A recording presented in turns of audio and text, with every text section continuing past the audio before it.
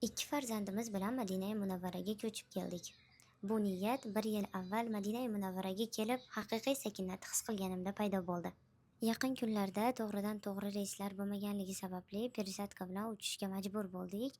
Пересадкamiz Dubay shahrida bo'lganligini eshitgandan keyin biroz xavotirga tushdim. Sababi judayam katta aeroporti va borganimizdan keyin ham shunga amin bo'ldikki, u bagaj olish o'rnidan registratsiya qilish o'rniga yetib borguncha metroga chiqib, ichki metrosida yurishingizga to'g'ri kelarkan.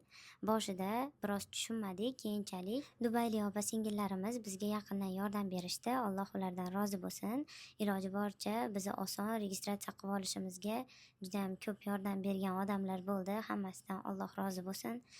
Bolalar bilan yo'lga chiqqanligimiz sababli qiyinchiliklar faqat bolalar injiqlanganda bo'ldi. Ularga komfortliroq, ya'ni qulayroq kiyim kiygizishga harakat qildim va axiyri Madina shahriga yetib keldik. U yerdan bizni dadamiz kutib oldi. Bu videoni olishdan asosiy maqsadim hech qachon xolis niyat qilishdan to'xtamang. Sababi siz qanchalik xolis niyat qiladigan bo'lsangiz, Alloh taolo uni bee'tibor qoldirmaskan. Bugundan Madinai Munavvara haqidagi ma'lumotlar bilan ham bo'lishib boraman. Shuning uchun menga obuna bo'lishni unutmang.